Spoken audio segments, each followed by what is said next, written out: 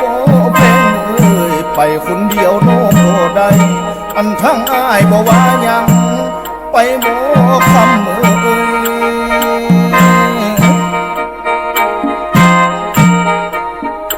ญมีคำวันเฮาอยู่ทรง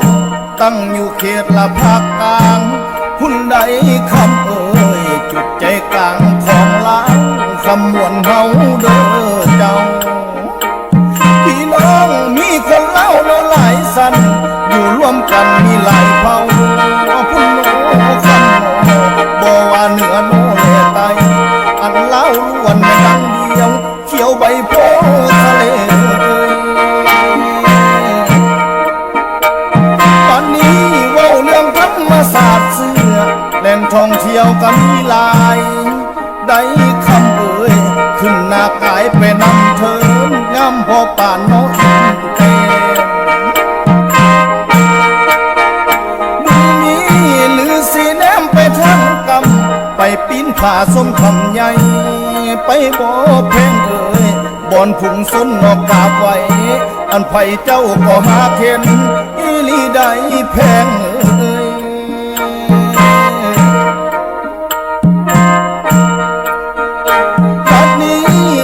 สิพาเป็นเที่ยวลินบ่อนเย็นคือทำแอนอันสวยแฟนหรือสีแลนน้องไปทำกลองล้อพุ่นผัดแห้งดีไปบ่แพง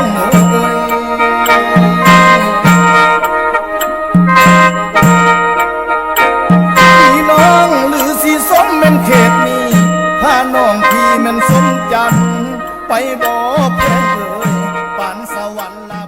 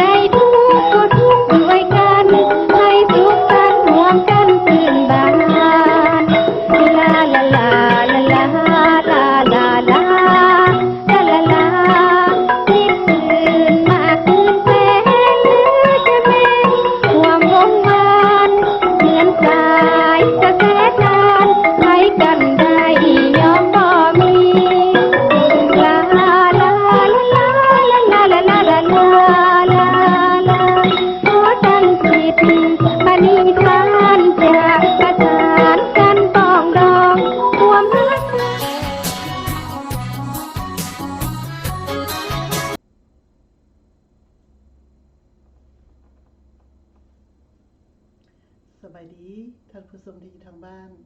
ที่เคารพนับถือและแพงข้าได้ถาวรวิรวรมื้อนี้ออกมาในรายการแบ่งปันความคิดสิทธิมนุษย์ในประเทศลาวข้าน้อยขอถามสบายดีท่านผู้ชมที่ทางบ้านเด้อข้าน้อยทุกท่านทุกคนแล้วมื้อนี้ข้าน้อยจะมานำเสนอเกี่ยวกับสิทธิมนุษย์ข่าวสารมวลชนอยู่ในประเทศลาวซึ่งว่าภาครัฐละเมิดสิทธิมนุษย์อยู่ในประเทศลาวและประชาชนลาวก็แม่นว่าต้องได้ระมัดระวังเกี่ยวกับการเซนเซอริงอยู่ในโลกโซเชียลมีเดียเพราะว่ารัฐบาลสปป.ลาวหรือว่าคณะของพวกภาครัฐเขาได้ตามเบิ่ง Facebook YouTube Twitter TikTok ทุกอย่างเนาะพี่น้องเนาะที่ว่าเกี่ยวกับโลกโซเชียลมีเดียอันเรื่องเทคโนโลยีที่เขากำลังกวดเบิ่งว่าผู้ใดอยู่ในประเทศลาวที่ต้องติรัฐบาลหรือว่าพวกคณะภาครัฐเขาจะบ่ให้ประชาชนลาวนั้นปากได้เว้าได้หรือว่าต้องติแม้แต่ซีโอลมกันนำกลุ่มหมู่เพื่อนก็เว้าบ่ได้พี่น้องเพราะว่าอยู่ในประเทศลาวนั้นบ่มีสิทธิมนุษย์สากลและภาครัฐก็ได้ให้พวกไม่อยากก็เพิ่นเอิ้นนั้นว่ากระทรวงป้องกันความสงบเป็นผู้บริหารเรื่องนี้แต่ว่าการที่พวกภาครัฐเฮ็ดก็คือว่าละเมิดสิทธิมนุษย์ในประเทศลาวพี่น้องข้าน้อยอยากเว้าต่อไปเป็นอย่างข้าน้อยจึงนำเรื่องนี้ขึ้นมาเว้าอยู่ในประเทศลาวในมม.นี้ก็จะมีประชุมอาเซียนนี้มันก็เกี่ยวข้องกับการหายสาบสูญของคนลาวที่ถูกกระทำผ่านมาถ้าว่าเฮาบ่ทักท้วงให้คนที่สูญหายจากแผ่นดินลาวนั้นและพวกภาครัฐนี้เขาก็จะเฮ็ดไปเรื่อยๆและคนลาวอยู่ในประเทศนั้นจะฮดอยู่คือเต่านี่แหละพี่น้องเพราะฉะนั้นเฮาจำเป็นจะต้องออกมาเว้าเฮาจำเป็นจะต้องออกมาช่วยกันวิพากษ์วิจารณ์การที่พวกภาครัฐสปป.ลาวนี่นะซึ่งข้าน้อยว่าพวกภาครัฐผู้นำขายสารนี้เขาตั้งประเทศลาวนั่นเป็นศูนย์ปราบปรามคนลาว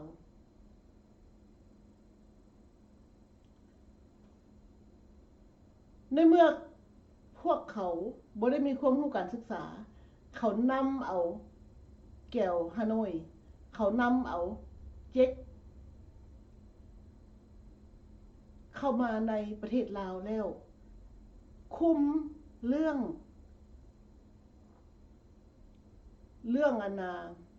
สื่อสารมวลชนนี่นะพี่น้องสิ่งเหล่านี้มันคือการละเมิดสิทธิมนุษย์สากลและประชาชนลาวเฮาถูกทำลาย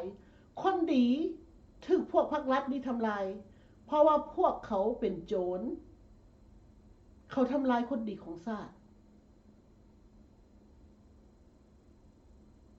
เฮาเคยเห็นตลอด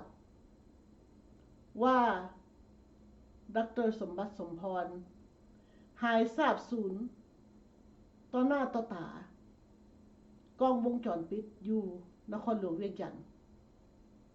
ได้11ปีแล้วพี่น้อง11ปีแล้วขออภัยพี่น้อง12ปีนี้ 12 ปีเข้ามานี่แหละ11 ปีปลายแล้ว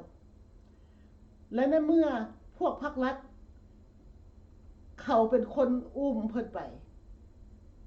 กล้องวงจรก็เห็นเขายังปฏิเสธว่าเขาบ่ฮู้บ่เห็นบ่จักเขาน่าเลื่อมสำใดพี่น้องและบ่แม่นแต่ว่าดร.สมบัติสมพรได้ที่ว่าเขาอุ้มพาโตไป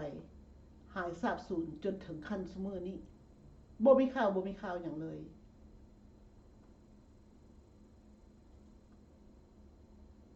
คนเรานี่แม่นหมดเลยพี่น้องแม่นพวกภาครัฐพวกกลุ่มมหาโจรนี่เขาได้จับเอาคนดีของชาติลาวนี่หายสาบสูญลูกหลานลาว4 คน3 คนนี้กระถือ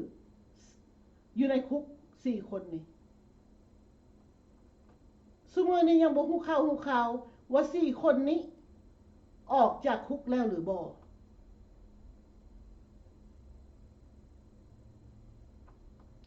นางหมวยที่เราว่าถึกคุก5 ปีซุมื้อนี้เด้มันกลาย5 ปีแล้วและบ่มีวี่แววอีกว่าลูกหลานลาวผู้นี้ได้ออกจากคุกแล้วหรือบ่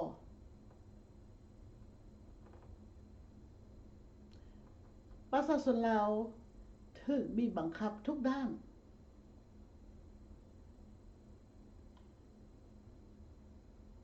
เรื่องถูกบีบบังคับให้หายสาบสูญเข้าคุกแล้วบ่มีวี่แววว่าได้ออกแล้วหรือบ่ทั้งที่ว่ารูปพวกอยู่ในหน้าจอทีวีนี่มีแต่คนดีของชาติลาวหมดนางหลอดคำธรรมวงศ์เท่าสุการใจทัศน์เท่า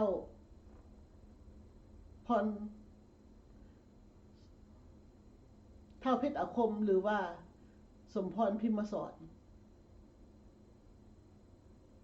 พี่น้องได้ยินข่าวบ่ว่าลูกหลานลาวนี่อยู่แบบใดกินแบบใดความอยู่เย็นเป็นสุขส่ำใดและ3 คนทั้งขวาทั้งลุ่มนี้หูบทั้งลุ่มนี้แถวลุ่มนี้และแม่นหายไปจากโลกนี้บ่เห็นเลยซึ่งเท่าออสธรรมวงศ์นี้ว่าถือคนของพรรครัฐฆ่าทิ่มลงน้ำของและคน5 คนทั้งเทิงนี่เด็กพี่น้องไปใส่ออกจากคุกแล้วหรือบ่อยู่เย็นเป็นสุขส่ำใดไผฮู้เด้ที่พวกพรรครัฐเขาเฮ็ดกับประชาชนลาวนี่เขาเฮ็ดทุกสิ่งทุกอย่างเพื่อบีบบังคับคนดีบ่มีจุดยืนอยู่ในสังคมลาวอยู่ในแผ่นดินลาวซึ่งว่าอันนี้มันเป็นการลาวฆ่าลาวพวกพรรครัฐผู้นำขายชาติฆ่าคนลาว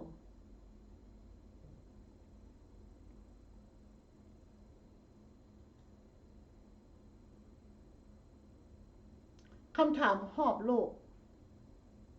Where is Sombat Sompon Please return Sombat safely พี่น้องเห็นบ่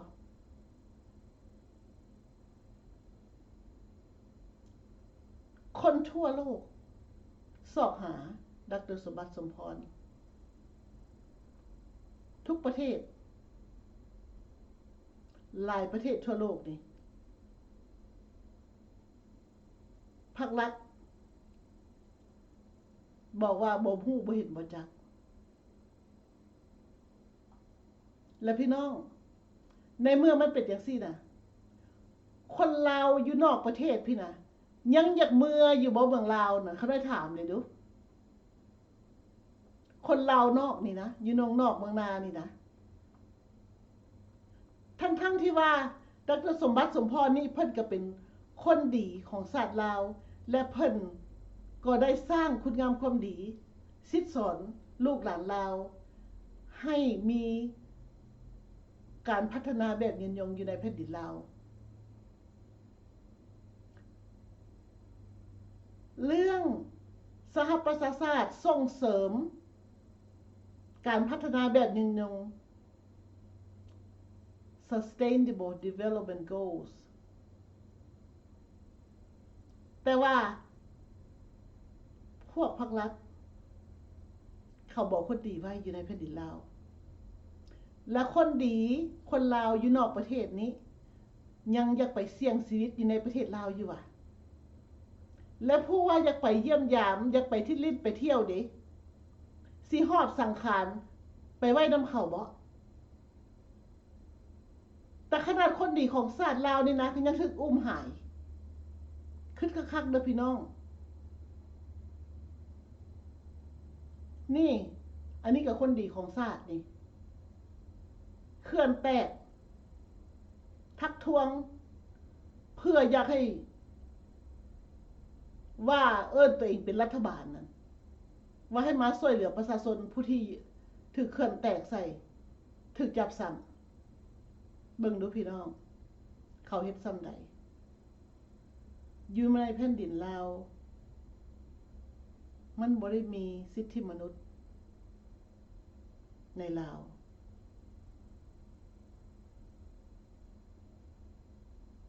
สิ่งที่พวกพรรครัฐเฮ็ดกันจักซี่แล้วนี่ปิดตาปิดปากบ่ให้เห็นข่าวสารต่างๆรอบโลกนะคันเห็นหรือว่าได้ยินแล้วก็บ่ให้ปากอีกบ่ให้ตำหนิบ่ให้ตำหนิบ่ให้ตำหนิพวกผู้นำพรรครัฐนะรัฐกรเฮ็ดหยังสิผิดเท่าใดก็ตามพวกพรรครัฐยังให้ตำแหน่งยังให้โอกาสเพราะว่าเป็นลูกแรงตีมือของพวกเขาแต่ว่าประชาชนลาวเว้าหยังบ่ได้ประชาชนลาวหั่นพรรครัฐบอกว่าเป็นเจ้าของประเทศแต่ว่าพรรครัฐบอกว่าเป็นเจ้าของประเทศหั่นเพื่อไปสร้างถนนหนทางเพื่อไปเก็บขี้เหงื่อเพื่อไปทำความสะอาดเพื่อไปเก็บเงินอันนั้นประชาชนลาวนั่นเป็นเจ้าของประเทศแบบนั้นแต่ว่าด้านสิทธิมนุษย์บ่มีบ่เป็นเจ้าของประเทศเพราะว่าพรรครัฐเฮ็ดให้ประชาชนนั้นเชื่อว่าประชาชนนั้นเป็นเจ้าของประเทศแต่ว่าภาคปฏิบัติแล้วพรรครัฐเฮ็ดให้ประชาชนนั้นเป็นข้าทาสของพวกผู้นำพรรครัฐบ่แม่นแต่ผู้นำแหละตั้งแต่ขั้น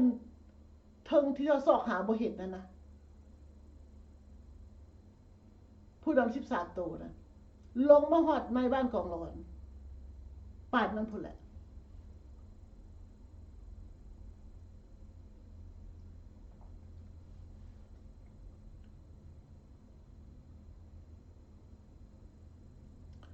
พี่น้อง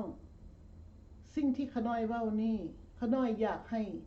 พี่น้องทุกท่านทุกคนพิจารณานำกันว่าสิ่งที่พวกเขาเฮ็ดนี่นะมันบ่ได้มีดีหยังต่อสังคมลาวมันเฮ็ดให้ชาวโลกเพิ่นเบิ่งประเทศลาวนี่ยากประชาชนลาวอยู่ในประเทศลาวน่ะก็น่าอายชาวโลกเพิ่นคือกันฮอบพาสปอร์ตประเทศลาวสิไปประเทศใดเขาก็แนมเบิ่งหน้าเพราะว่าประเทศลาวมันเป็นประเทศคอมมิวนิสต์ประเทศลาวมันเป็นนัมเบอร์2ของลัทธิคอมมิวนิสต์นะเกาหลีเหนือนัมเบอร์1ต่อมาก็เป็นลาวสปปลาวกระสุนปราบปรามลาวหั่นแหละเขาเฮ็ดแบบเกาหลีเหนือเลยประชาชนบ่ให้ฮู้ข่าวสารทางนอกประชาชนนั้นบ่ฮู้ข่าวสารทางในเขาเฮ็ดให้คนลาวหั่นเป็นคนที่กื้อ เป็นคนกึกหนังสือกึกบ่เป็นแต่หนังสือละล่าเขาเฮ็ดให้กึกข่าวสารต่างๆเฮ็ดให้บ่ฮู้จักข่าวอยู่ในโลกนี้เป็นจังไดเขาเฮ็ดให้คนลาวหั่นเป็นคนโง่เขาสร้างคนลาวเบิ้นเขาสร้างเขาล่างสมองพี่น้องเบิ้นเขาสร้างเด้เขาล่างสมองคนลาวให้เป็นคนโง่เพราะว่าเขาจังสิคุมง่ายอเมริกาเพิ่นบอกว่าการเมืองของรัฐที่คอมมิวนิสต์เขาแบ่งพรรคแบ่งพวกและเพื่อครอบคลุมให้มันง่ายพี่น้องเห็นบอกเขาบอกว่าศูนย์การเมืองเมียก็พรรคการเมืองศูนย์เมียก็เขาจะเอิ้นจังได๋ก็กรมการเมืองศูนย์กลางพรรคแม่นว่าพี่น้องเขาได้ก็สับสนเองย้อนว่าพวกเขาหั่นเขาสร้างทุกสิ่งทุกอย่างเพื่อกบเกลื่อนความชั่วของพวกเขาและเขาเฮ็ดให้คนหันงงไผฟังแล้วก็งงเพราะว่าแม้แต่เขาบอกว่าพรรคการเมืองของเขาพรรคประชาชนปฏิวัติลาวพี่น้องฟังหมดดูคันว่าพรรคประชาชนแล้วมันต้องเอาประชาชนเป็นใหญ่แม่นบ่ล่ะแต่เขาบ่เฮ็ดจังซั่นเขาว่าพรรคประชาชนปฏิวัติอีกบัดนี้เขาว่าประชาชนนั้นได้ปฏิวัติลาวเขาบอกว่าประชาชนปฏิวัติลาวเขาเฮ็ดแบบว่าประชาชนหั่นเป็นผู้ไปยึดประเทศลาวนั่นให้พวกเขาปกครองอันนี้แหละเขาจึงบอกว่าประชาชนนั่นเป็นเจ้าของประเทศอันคำเว้านึงอีกก็คือว่าคนลาวหั่นโง่ภาครัฐหั่นนะให้คนลาวหั่นเป็นข้าทาสภาครัฐบอกพวกประชาชนนี่ให้ว่าเฮ็ดหยังก็เฮ็ดบอกให้ไปยึดประเทศลาวมันก็ยึดเขาบอกนั่นแล้วพวกเขาหั่นนะบ่มีอยู่ในคำเว้าคำว่านั่นเพราะว่าเขาบอกว่าพรรคประชาชนปฏิวัติลาวและเขาหั่นเป็นขั้นเทิงขั้นสูงอันพวกบ้าอำนาจนี่นะเห็นบ่เวทีเขาเว้าเขาเฮ็ดให้ประชาชนลาวอยู่ในประเทศนั่นกลายเป็นคนโง่เป็นข้าทาสของพวกผู้นำพรรครัฐ13โตนั่นพรรครัฐสร้างหยังก็เฮ็ดข้าทาสของพรรครัฐมันเริ่มตั้งแต่พวกอยู่ในสภาพุ่นอันคำว่าพวกผู้แทนน่ะแต่ว่าพวกผู้แทนแต่ละเขตนั่นเขาได้แบ่งกินน้ำพวกพรรครัฐพวกผู้นำทั้งและเขาอยู่รอดอยู่ในสภาน่ะแต่ว่าประชาชนนี่นะประชาชนลาวอยู่ในประเทศนี่ได้เป็นแต่ค่อยค่ามาไส้ของพวกพรรครัฐเขาก็แบ่งเลยเด้เขาแบ่งกลุ่มก้อนอยู่ในสภาน่ะเพื่อเขาให้ปกครองง่าย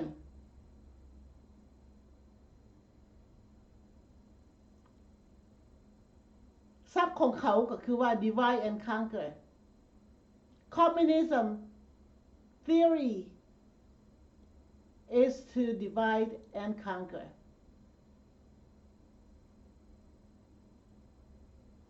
มันเป็นปรัชญาเล่ห์กลของพวกคอมมิวนิสต์แบ่งพรรคแบ่งพวกเพื่อสิปกครองง่าย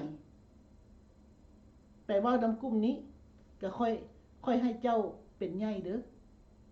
เจ้าเฮ็ดทุกสิ่งทุกอย่างเพื่อค่อยสิให้ความสะดวกสบายเจ้าเพื่อโกงกินซ่าโกงกินประชาชนที่เจ้าค่อยให้เจ้าปกครองนี่มาหากลุ่มนี้ก็ว่านำกลุ่มนี้เจ้าพิเศษเด้อ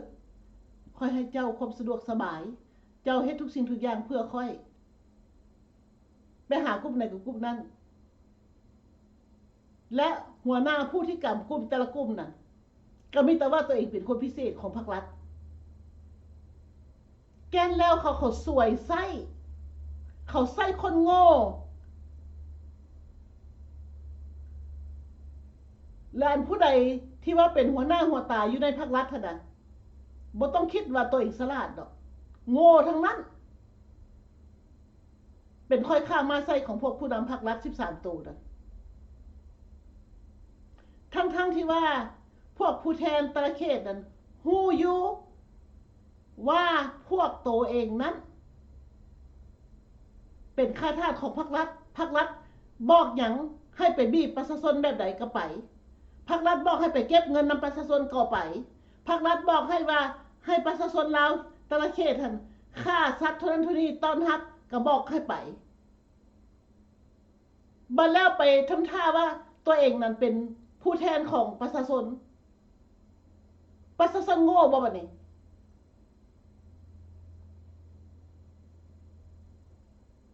อันนี้แหละเขาตัวยั่วหลอกลวงต้มตุ๋นประชาชนลาวดังทั้งประเทศเขาเฮ็ดทุกสิ่งทุกอย่างเพื่อสิลอกไส้เพราะว่ามันเป็นปรัชญาเล่ห์กลหลอกลวงของพวกภาครัฐนั่นมีต่อประชาชนลาวอยู่ในประเทศนั่นบัดแล้วเขาก็ไปย่องไส้เอาแล้วได้บาทนี่นายบ้านไปบอกลูกบ้านเลยได้บาทนี่พวกเจ้าพากันเก็บเงินกันเด้อได้หลายเท่าใดแห้งได้ใบย่องไส้จากพวกคณะน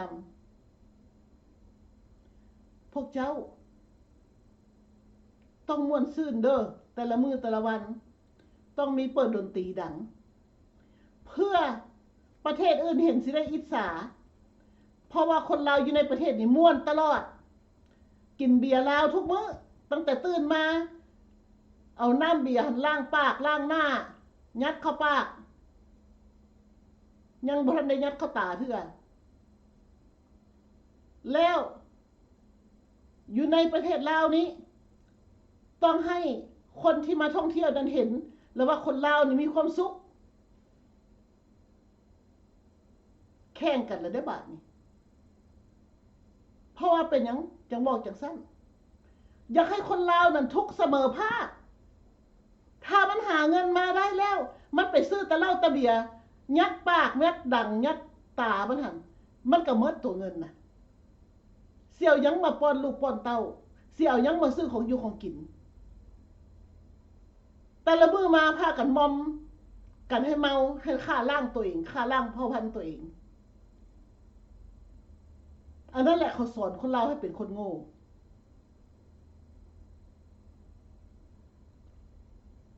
และถ้าว่าคนลาวโง่จากสั้นมัดประเทศนั้น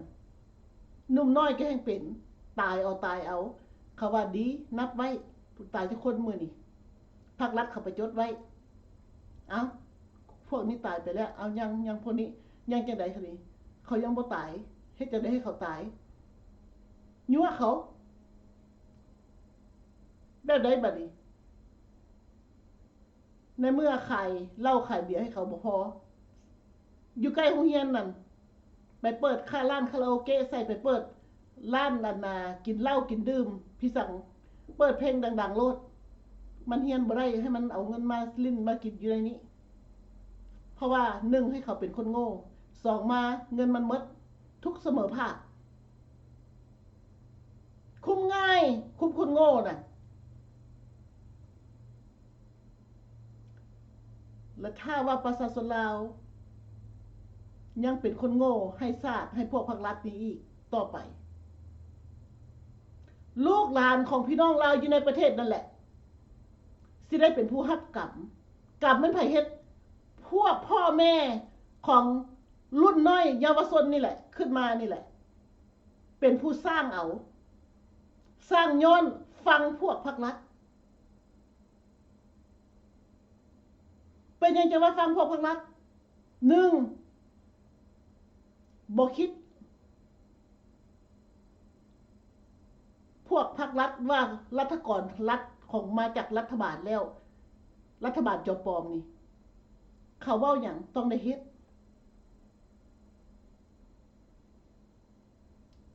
เขาบอกหยังก็ต้องได้เฮ็ดบางคนยันบ่ได้ตัวเด่นเอาหัวย่างต่างตีนนายบ้านบอกเฮ็ดต้องเอาทุ่งนี่กาเกี่ยวกับค้อนตีนี่ของลัทธิคอมมิวนิสต์นี่ขึ้นต้นหน้าบ้านเด้อเอาเฮี้ยงข้างกันกับกาทุ่งบักบานนี่ย่านบ่ได้ตัวเด่นเอาใส่หัวหอบหัวแล้วก็ซ้อมแล้วบัดนี้ซ้อมหมู่บ้านเพื่อนบ้านแล้วไปรายงานในบ้านแล้วบัดนี้ผู้นั้นจังซั่นผู้นี้จังซี่อันนั้นแหละมันเป็นลูกแรงตีนมือของพรรครัฐของนายบ้านอีกลูกบ้านแข่งดีแข่งเล่นกันเอาไปเอามาคนเราอยู่กลุ่มดำ10ครอบครัวที่นายบ้านเขาแต่งตั้งขึ้นมาให้กัน10ครอบครัวกระซ้อมกันเบียดเบียนกันเอาเปรียบเอารัดกันแตกแยกกัน10ครอบครัวก็เป็นอันว่าต้องซ้อมเบิ่งกันและสิเอาหยังมาฮักกันพี่น้อง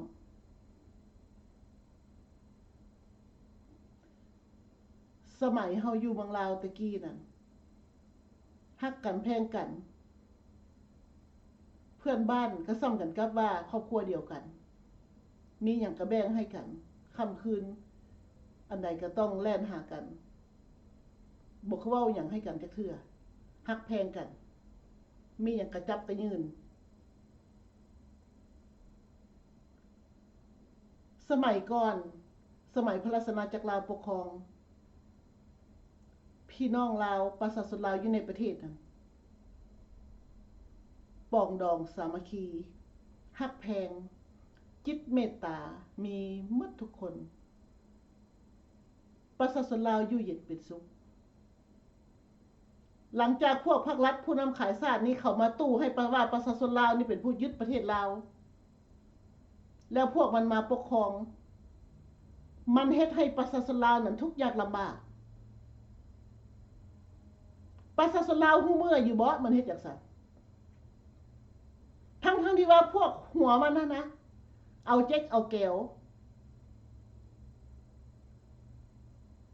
มาตีชาติลาว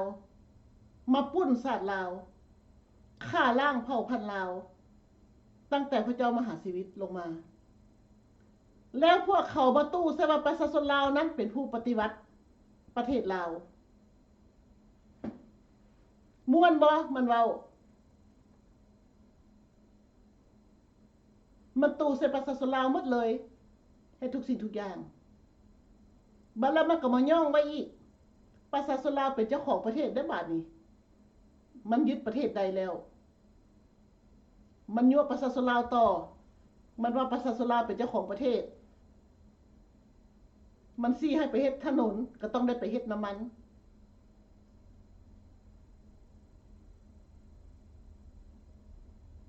พวกเขานั่งอยู่ในสภาสบายนั่งอยู่ในห้องแอร์ผู้สุดท้ายนับเงินดอลลาร์ขายทรัพย์สมบัติของชาติกินประชาชนลาวทุกข์ยากปากบ่องส่ำใดมันบอกให้สร้างถนนเองก็ยังพากันเฮ็ดสิเอาโง่ส่ำใดอีกคนลาว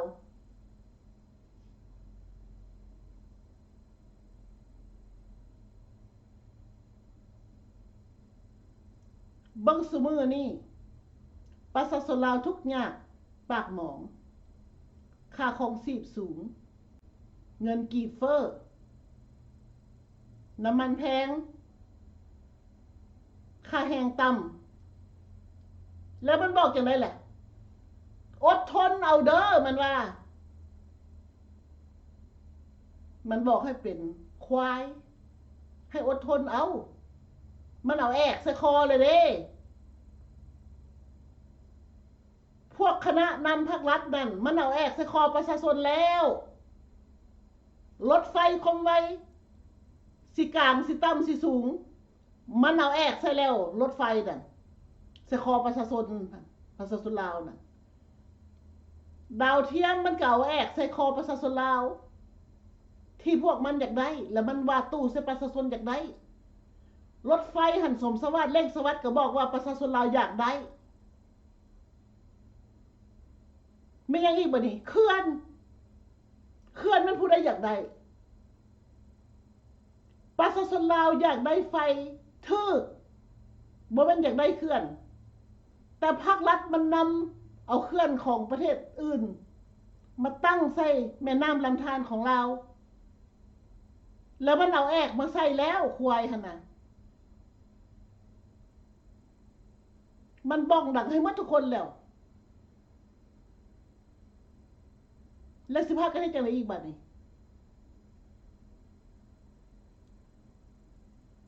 และประชาชนลาวอยู่ในประเทศนั้นที่เขาตั้งให้เป็นควายหั่นนะที่พวกภาครัฐตั้งให้เป็นควายบ้องดังหั่นนะพากันถามเขาคืนบ่อันทรัพย์สมบัติของชาติลาวบ่คำตั้งเท่าใด20กว่าปีที่เขาขายมานั่นเขาเอาเงินไปไว้ใส่หมด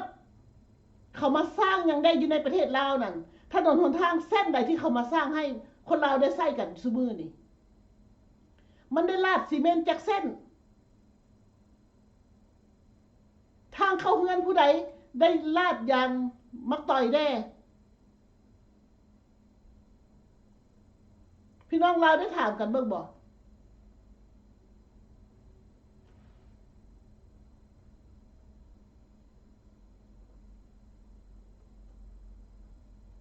สิ่งที่ว่าภาครัฐผู้นำขายชาติเฮ็ดมานี้แม่นเขาปิดหูปิดตาปิดปากประชาชนลาวอยู่ในประเทศนั่น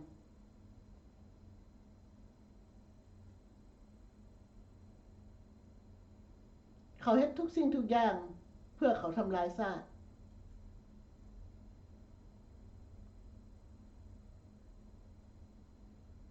ประชาชนลาวเป็นจังได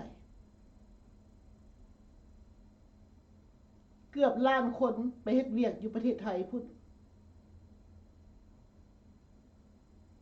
ป่านนั้นยังไม่เข้าทับถมอีก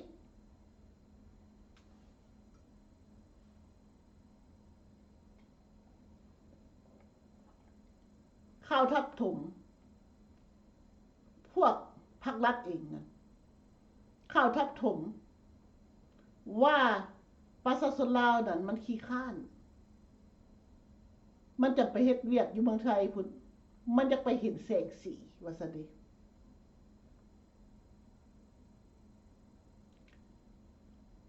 พวกภาครัฐผู้นำขายชาติโกงชาติแล้วยังบ่แล้วยังมาเสียดสีดูถูกคนลาวอันที่เอิ้นว่าเป็นเจ้าของประเทศ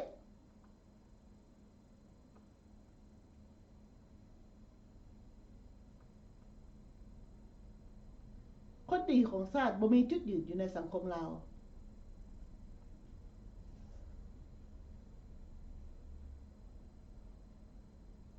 ประชาชนลาวเดี๋ยวนี้เพิ่งคนทุกข์ยากคั่นก่อนสิได้กินข้าวบางคนน่ะต้องได้เพิ่งพาอาศัยชาวยูทูบเบอร์ต้องอาศัยหันใจด้วย YouTube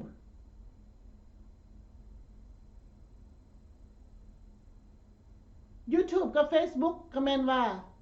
ของสหรัฐอเมริกาเป็นบริษัทของสหรัฐอเมริกา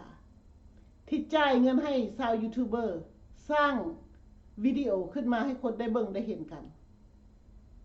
และคนลาวก็ทั่วโลกอีกพี่น้องลาวตะวันตกพี่น้องลาวอีสานหรือว่าพี่น้องลาวที่อาศัยอยู่ประเทศไทยพี่น้องชาวไทยก็เส้นเดียวกันก็ได้ช่วยเหลือเข้าไปให้ชาวยูทูบเบอร์นี้ก็ลูกหลานลาวนี่แหละอีตนชาติคนทุกข์ยากลำบากลาวเฮาด้วยกันจึงมีอยู่มีกินถ้าอยู่ตามลำพังตามภาษาลาวน่ะก็คือว่าคองมือตาย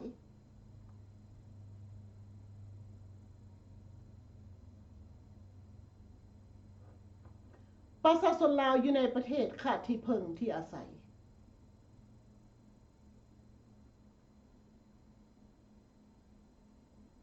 ย้อนว่าอยู่ในประเทศลาวบ่ได้มีสิทธิมนุษย์สากลและพวกภาครัฐนี้ก็ยังมาจับ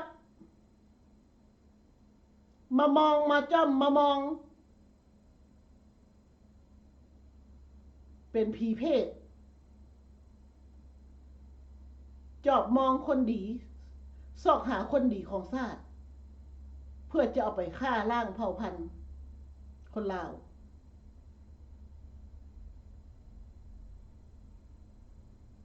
เท่าแจ็ค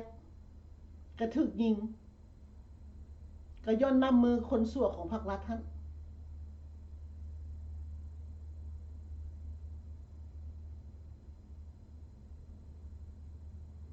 คนดีบ่มีจุดยืนเลยอยู่ในสังคมลาวอยู่ในประเทศลาวน่ะยุติได้แล้วถ้าว่าเอิ้นตัวเองเป็นคนน่ะนะยุติได้แล้วการที่ทำลายประชาชนลาวอยู่ในประเทศและอยู่นอกประเทศทั่วโลก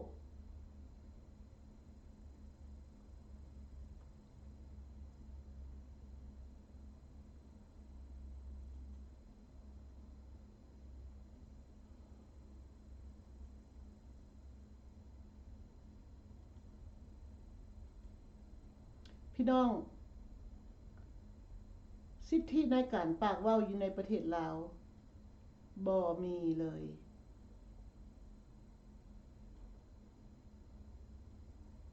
สิทธิในการปากเว้าบ่มีในแผ่นดินลาว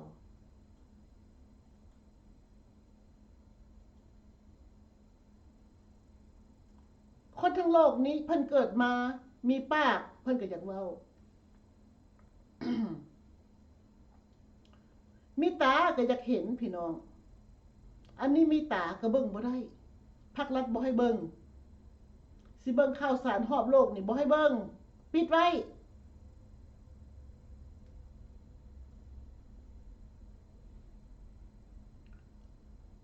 อยู่ในประเทศลาวภาครัฐให้แต่ประชาชนลาวนั่นเบิ่งช่องทีวีภาครัฐข่าวสิข่าวอิสระนั่นบ่มีอยู่ในประเทศลาวนั่นมีแต่ข่าวผ่านพวกคณะภาครัฐพี่น้องคิดเบิ่งดูข่าวมันยังสิมาผ่านภาครัฐข่าวถ่ายทอดสดนี่บ่ได้มีแล้วอยู่ในแผ่นดินลาว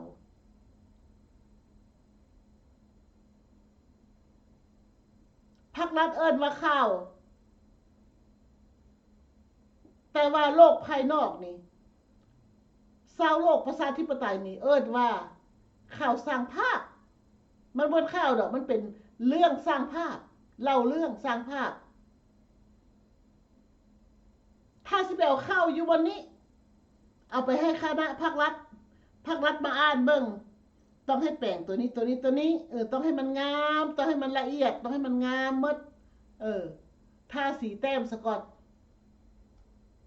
ใส่ลายใส่สีซะก่อนให้มันงามๆแล้วจังเอาไปเล่าบัดนี้เล่านิทานละบัดนี้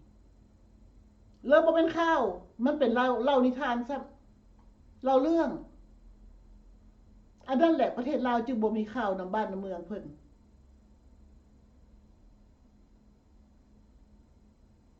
ในเมื่อมันเป็นจังซั่นแล้วปานนั้นทองรุ่นยังไปเสนอต่อสมาคมอาเซียนอยากออกจากประเทศด้อยพัฒนาให้เห็นใจแด้อยากออกจากประเทศด้อยพัฒนาทั้งที่ว่าตัวเองประเทศลาวนะมันด้อยกว่าด้อยพัฒนาอีกถนนหนทางยังเป็นขุมเป็นบ่อเลิกเพียงหัวเข้านี่บางบ่อนเพียงแอวพุ่นบ่เห็นไปตาดจะเทื่อบางบ่อนนั่นขุดท่อว่าสิใส่ท่อบ่ใส่จักเทื่อพี่น้องลาวเพิ่นเขียนมาบอกเพียงแอวพุ่นผู้ใดตกก็มันตายรถจักรเคยตกแล้วทุกสิ่งทุกอย่างอยู่ในประเทศลาวนั่นล้วนแล้วแต่ว่าขึ้นนำพวกภาครัฐผู้นำขายชาติเขาปิดปากประชาชนลาวบ่ให้ปากให้เว้า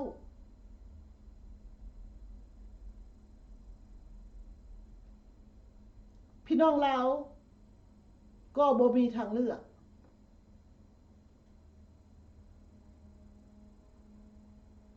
ในเมื่อมันเป็นอย่างซี่น่ะพี่น้องคนลาวบ่มีเลยสิทธิมนุษยสากล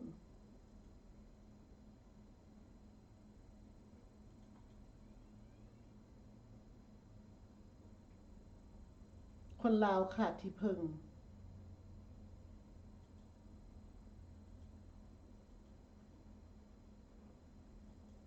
เขาได้ขออ่านก่อนนี้ให้พี่น้องฟังเขาได้ก็ขออนุญาตจากท่านสมคิดสุริยศักดิ์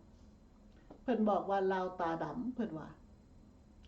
คนลาวตาดำบ่แม่นตาขาวเหมือนดังเขาเว้าก้าวขานนินทาลาวเฮาเป็นคนสู้ซนตั้งหน้าอาศัยเพิ่งพาขาแข้งตัวเองคนลาวตาดำบ่แม่นตาขาวบ่ได้สามหาวอ้าวอ้างความเก่งบ่ได้อวดโอ้โม่เหมือนนักเลงคนลาวเฮาเก่งบ่กลัวเก่งไผเลือดลาวยังมีสีเลือดของลาวถึงอยู่แดดดินดาวต่างถิ่นดินใดจะอยู่เหนือเมืองนอกหรือใต้อยู่เมืองในลาวยังมีใจไฟฮักสามัคคียามเมาบ่ฆ่ายามบ้าบ่ไหมฮู้จักอภัยเพื่อนมิตรไมตรีมีความการุณาเมตตาปราณีคนลาวเฮามีศักดิ์ศรีสูงส่งพี่น้องให้สมคำของท่านสมคิดสุริยศักดิ์นี่เพิ่นเขียนก่อนนี้ไว้เด้อว่าคนลาวตาดำให้มันดำแท้ๆเด้อพี่น้องเด้อให้ดำน้ำกันหมดคนลาวทุกคนเพราะว่าภารกิจชาตินี่มันเป็นหน้าที่ของเราทั้งหมดทุกคนอันนี้นี่คำที่เพิ่นเขียนก่อนมานี่เพิ่นเขียนก่อนให้กำลังใจผู้ที่ฮักเสื้อแพงศาสตร์ลาวให้มีตาดำทุกคนอย่าสู้เป็นแต่ผู้คนลาวตาขาวคือยายเบนเว้านะถ้าคนลาวตาขาวแล้วมันใกล้สิตายเลยได้พี่น้องหันใจปลาเลยได้คือซุมื้อนี้ภาครัฐหันใจปลาแล้วใกล้สิตายห่ามันแล้วเดี๋ยวนี้ไข้เลือดดำจากงัวตายภาคเห็นบอกพี่น้องสัตว์สาวว่าสิ่งก็เริ่มตายห่าตายหุงมันเลยเด้ภาครัฐใกล้แล้วก็เส้นเดียวกันมันสิลามไปหาภาครัฐต่อไปพี่น้องเตรียมตัวโลด freedom of speech เตรียมไว้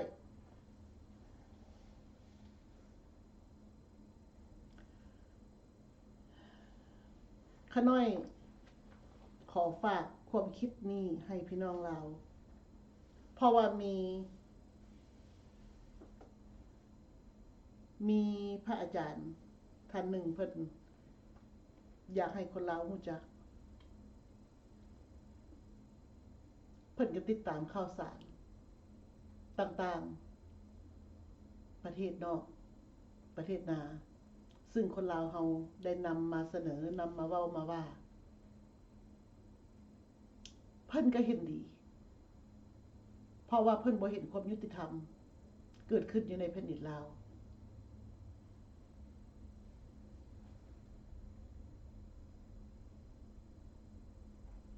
เพิ่นก็บอกว่าคนลาวเขาขาดสติเพิ่นบอกว่าบ่แม่นแต่คนลาวเด้ธรรมดาสามัญได้ขาดสติพระสงฆ์ก็เช่นเดียวกันขาดสติอยู่ในประเทศลาวนะย้อนยังแหละก็ย้อนการนำพาของภาครัฐผู้นำขายชาติเขาแต่งตั้งให้คณะสงฆ์นี่ไปเฮียนการเมือง18ข้อให้เสงเอาอีกได้ใบย่องไส้พี่น้องต้องมีใบย่องไส้ ก็บอกว่าเพิ่นบ่เห็นดี เพราะว่าคณะสงฆ์ก็ต้องคณะสงฆ์แต่ว่าเดี๋ยวนี้ปัจจุบันนี้ต้องขึ้นนำพวกผู้นำพรรครัฐขายชาติเพิ่นก็เห็นก็ฮู้แต่ว่าเพิ่นก็ปากบ่ได้บ่ดังคือกันและเพิ่นก็บอกอีกเว้าให้แด่เพื่อมันจะไปฮอดหูพวกคณะพรรครัฐแล้วให้พวกเขาเปลี่ยนแบ่งกันออกต้องแยกเพราะว่าคณะสงฆ์ปัจจุบันนี้เพิ่นก็เดือดร้อนคือกันเพิ่นสายธรรมะแก้เพิ่นไปเข้าในสภาพากันลากกันแก้กันและเพิ่นก็ปากบ่ได้บ่ดังคือกัน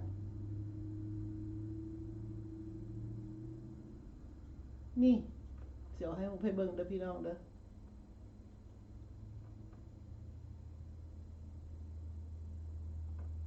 ความแตกต่างเขาได้เสียวให้เบิ่งว่ามันต่างกันซ้ำใดสมัยใด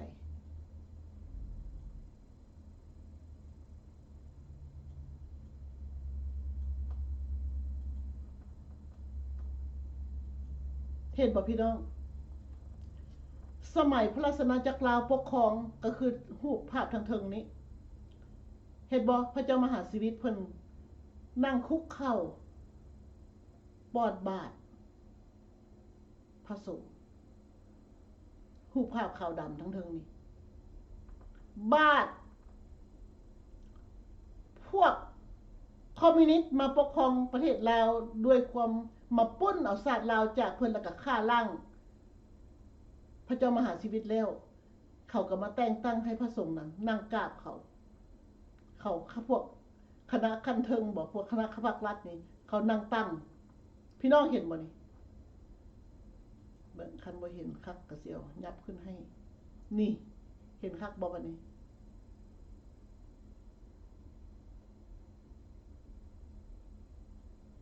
คักซ้ำใดเสียวคักซ้ำใดพี่น้องซ้ำนี่แหละให้เบิ่งนำกันพิจารณาพี่น้องขน้อยเอาภาพขึ้นมานี่ให้เบิ่งพิจารณาซ้อยกันว่ามันแม่นความขน้อยเว้านี่บ่แม่นความพระสงฆ์ที่เพิ่นฝากความมานี่บ่เฮาต้องเบิ่งเป็นหูเป็นตาซ้อยกันพี่น้องเพราะว่าศาสตร์ลาวมันเป็นหน้าที่ของหมดทุกคนขน้อยลมน้ำเพิ่นก็เห็นดีนำเพิ่นบอกว่าเพราะว่าพระสงฆ์ก็มาจากประชาชนคือกันเพิ่นก็จากตีนสิ้นแม่คือกันเพิ่นบอกเพิ่นก็มีหัวใจคือกันในเมื่อว่าพี่น้องคิดเบิ่งเด้อคนลาวเฮาเกิดอยู่ในแผ่นดินลาวโดยเฉพาะเลยถ้าว่าเฮายังบ่เห็นคุณค่าของความเป็นคนแล้วเฮาสิเอาหยังมาวัดแทกกับพวกเฮาเองว่าพวกเฮาเป็นคนแม่นบ่พี่น้องถ้าว่าเป็นคนแล้วเฮาต้องปฏิบัติหน้าที่ของคนให้ได้นี่คันยังบ่คักบ่แน่สิขยายให้เบิ่งอีกตัวนี้นี่เสี่ยวคักซ้ำใดพี่น้องเห็นบ่น่ะคักระบบาดนี่เห็นหุ่งอยู่บ่หรือว่าตาขาวหมดหรือว่ายังตาดำอยู่บ่พี่น้องเขาน่าก็หวังว่าพี่น้องยังตาดำอยู่ให้เห็นน้ำกันพี่น้องนี่แหละอันสิ่งที่พวกเขาเฮ็ดนะเพิ่นก็บอกว่า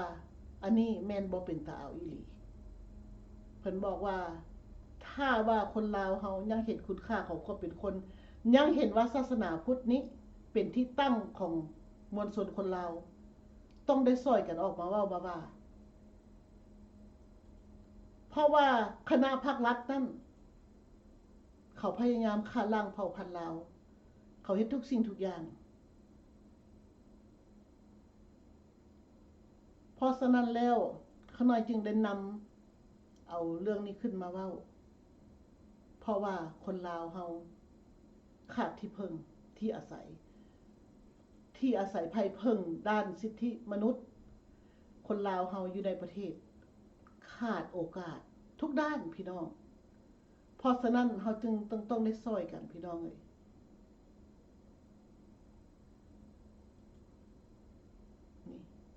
ท่านฟิล โรเบิร์ตสันและผู้อื่นๆที่เพิ่นเฮ็ดเวียกเกี่ยวกับสิทธิมนุษย์อยู่ในอาเซีย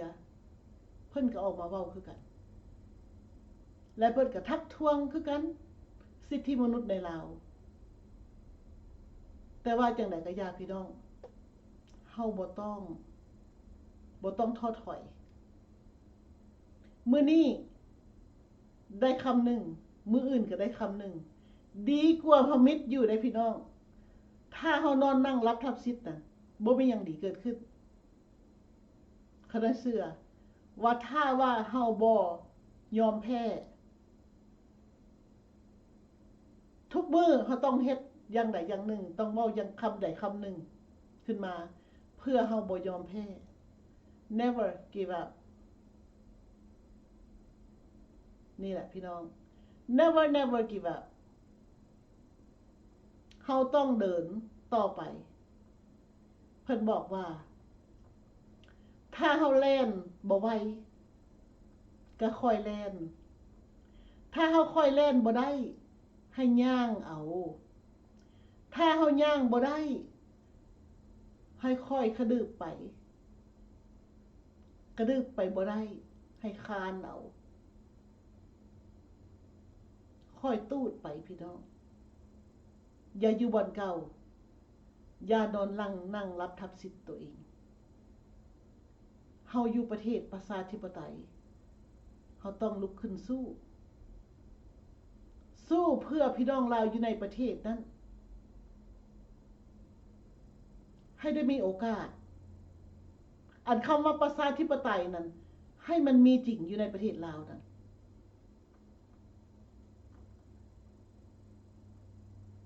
พี่น้องลาว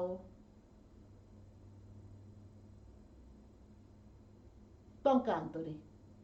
ปัจจุบันนี้ให้ยุติภาครัฐนั่นให้ยุติอันคำว่าสอดแนมนั่นสิไปสอดสิใดอีกสิไปแนมอยู่สิใดอีกให้ประพฤติตนเองหันให้เป็นคนคือบ้านคือเมืองให้คือชาวโลกเพิ่นเป็นแด่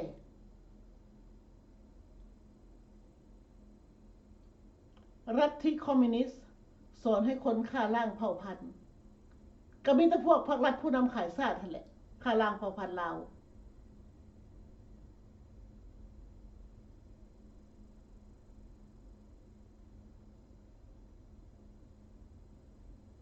ยุติได้แล้วชาวโลกเพิ่นประนามหมดสุดขีดอันว่าพวกพรรครัฐผู้นำขายชาตินี่เป็นโจรนะประเทศลาวเป็นบ้านป่าเมืองเถื่อนจน5ประเทศแล้วประนามเดี๋ยวนี้บ่ให้คนของเพิ่นเองไปเที่ยว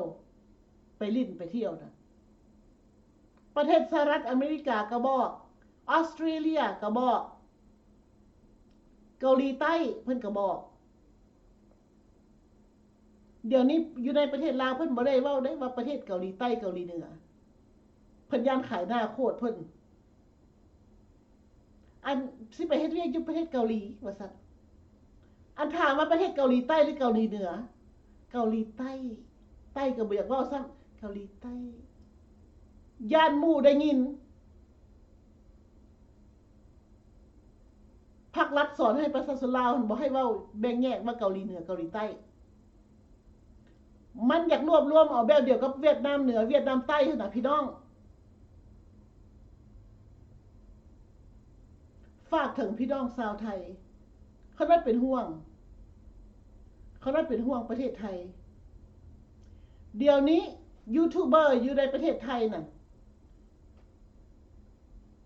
การเว้าการจานั้นเป็นลูกแรงตีนมือภาครัฐแล้วส่งเสริมย่องยอคณะภาครัฐผู้นำขายศาสตร์นี้ขายศาสตร์ลาวนี่บางคนก็ไป12ปนาบ่นว่าไปขออภัยไปเขตเศรษฐกิจพิเศษเพราะว่าเขาน่าจะได้ยินว่า12ปนานั่นเป็นเขตเศรษฐกิจพิเศษว่าซั่นเด้เพราะว่าภาครัฐนั่นเขาบ่ฮู้หรือว่าเขาเป็นฆาตกรรมนำกันเขาก็เลย เฮ็ดหูหนวกตาบอด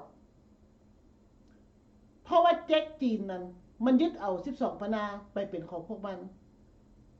แล้วมันก็สิมายึดลาวนี้เดี๋ยวนี้ยึดบ่อแก้วแล้วไปเป็นของพวกมันท้าวเหวย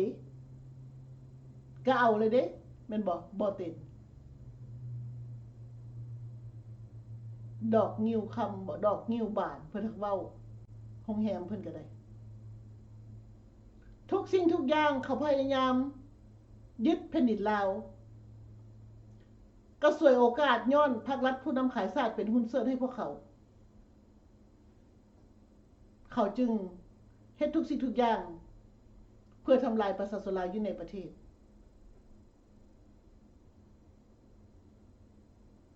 และพระสงฆ์เพิ่นก็ได้ฝากความว่าให้ฝากความไปให้พี่น้องลาวอยู่ในประเทศและอยู่นอกประเทศทั่วโลกคณะสงฆ์ก็ดีประชาชนคนธรรมดาก็ดีอันใดถูกต้องพากันปฏิบัติทั้งที่ว่าเพิ่นอยู่ในประเทศเพิ่นปากบ่ได้ไอบ่ดังเพิ่นก็พยายามฝืนเท่าที่เพิ่นฝืนได้บางคนก็สวยไส้เอาศาสนามาบังหน้าน่ะมันไม่จริงแต่ว่าให้ประชาชนลาวน่ะมีสติที่ว่ามาอยู่นอกประเทศพี่40 กว่าปีแล้ว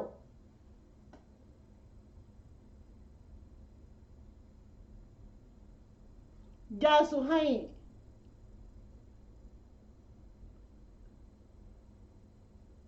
พวกเสื้อสายลายล่องของลาวแดงเกี่ยวกินหมาปัญญาอ่อนบ้าอำนาจล่างสมองคนลาวทั้งโลกนี่ให้คิดบังคักๆก่อนสิตัดสินใจเฮ็ดอย่างลงไปแม้แต่คิดว่าอยากได้บุญก็ให้คิดพิจารณาใหม่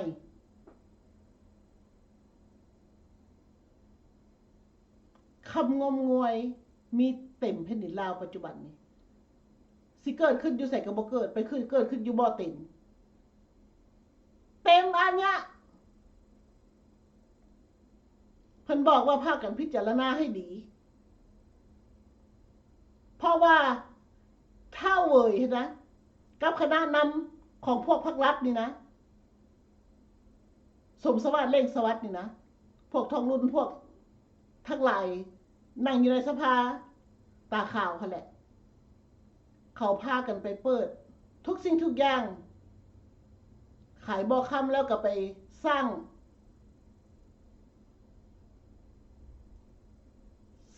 สามเหลี่ยมคำนั่นกับพวกคณะนำพรรครัฐร่วมหัวกันครับเท่าเว่ยสร้างให้เป็นของพวกเขาเองเขาบอกว่าเขาซื้อเอาที่ดินลาวนั่นจากพรรครัฐเองขายเอง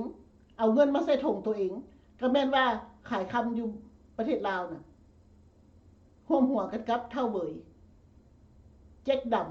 ำที่มันเนรทึกเนรเทศมาจากแผ่นดินใหญ่นั้นเขาซื้อเอาแล้ว99 ปีแล้วเขาสิสัมปทานอีกเขาสิซื้อต่ออีก500 ปีถามมึงได้คณะนำพรรครัฐนั่นกับพวกบักเท่าเว่ยนี่มันสิมากายตายเกิดแล้วมันสิมาเซ็นให้เอาคืนบ่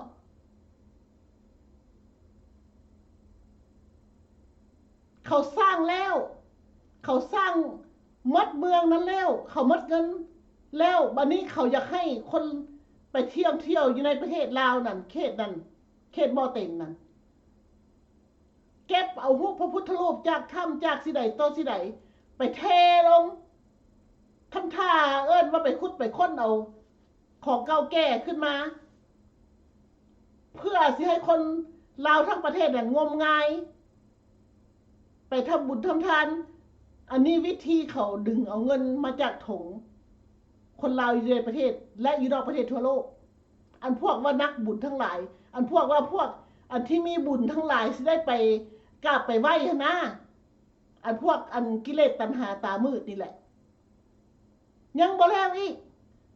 พวกคณะนำภาครัฐพวกมันยังประกาศต่ออีกมันบอกว่าพี่น้องชาวไทยนั่นถ้าอยากมากลับมาไว้มาโลดเด้อมันว่า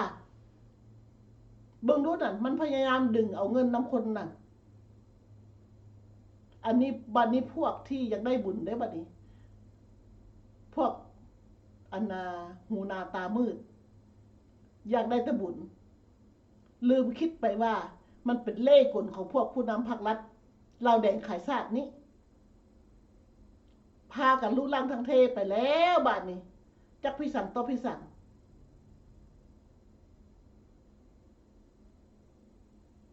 เบิ้งพี่น้องเขาน่าจะสงสารมนุษย์ด้วยกัน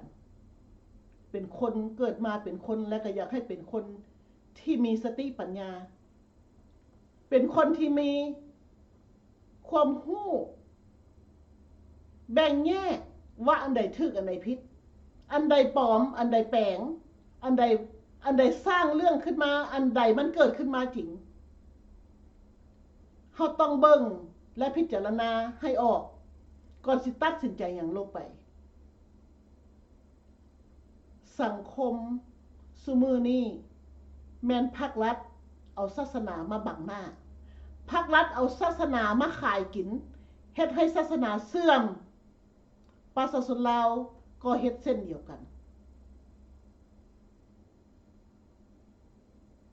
พระสงฆ์เพิ่นยังต้องตีออกมาว่าแม่หญิงลาวบางคนก็แต่งตัวบ่สุภาพไปวัดไปว่าบ่ปกปิด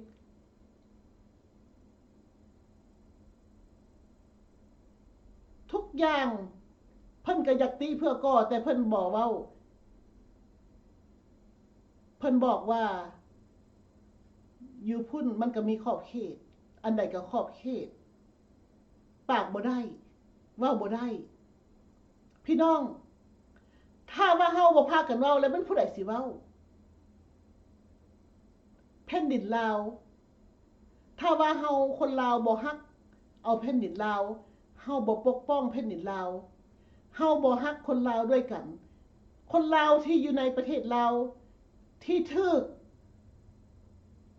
พวกพรรครัฐหรือว่าพวกที่มีอิทธิพลอยู่ในประเทศลาวนั่นน่ะเอารัดเอาเปรียบนะเฮาบ่อีตนสงสารกันวะ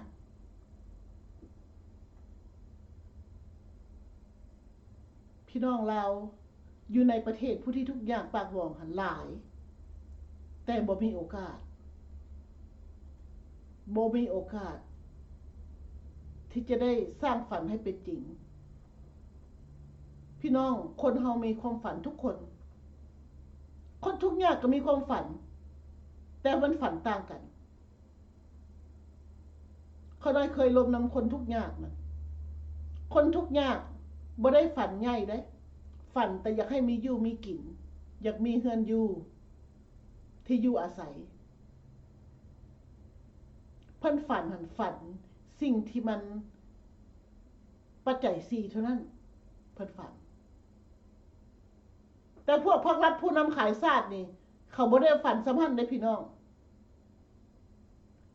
เขาฝันพุ่นเอาดวงเอาดาวพุ่น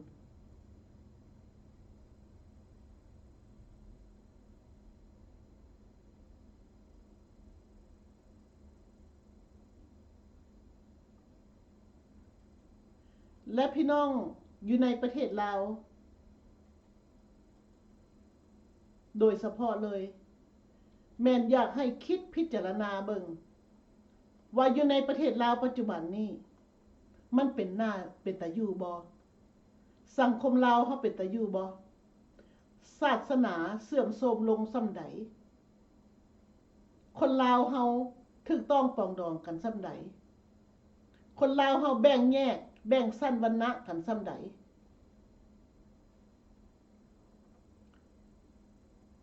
เขาได้สังเกตเบิ่งได้โอลมนำพี่น้องลาวลูกหลานลาวเขาได้อีตนสงสารหลายเพราะว่าอยู่ในสังคมลาวเฮาหันถูกแบ่งแยกกันนี้โอ้เขาได้ว่า90กว่า%แบ่งแยกย้อนว่า พี่น้องลาวอยู่ในประเทศนั้นบ่มีการอบรมเกี่ยวกับเรื่องสิทธิมนุษย์เรื่องความเป็นตัวเอง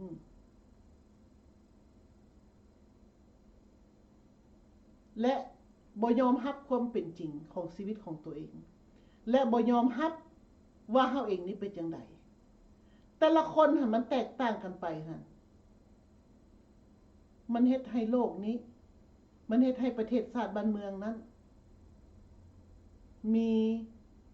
หุ่งมีสีหุ่งนะพี่น้องมีหลายๆสีนะเพราะว่าคนเฮามันก็แตกต่างกันไปนิสัยก็แตกต่างกันไปแต่ว่าอยู่ในประเทศลาวส่วนหลายพี่น้องลาวเพิ่นบอกว่าสังคมลาวต้องเฮ้อกันอันไผเฮ้ออันไหนแล้วต้องเฮ็ดอันมันอาจจะสั้นจังแม่นว่าเป็นอยู่ในกลุ่มนั้น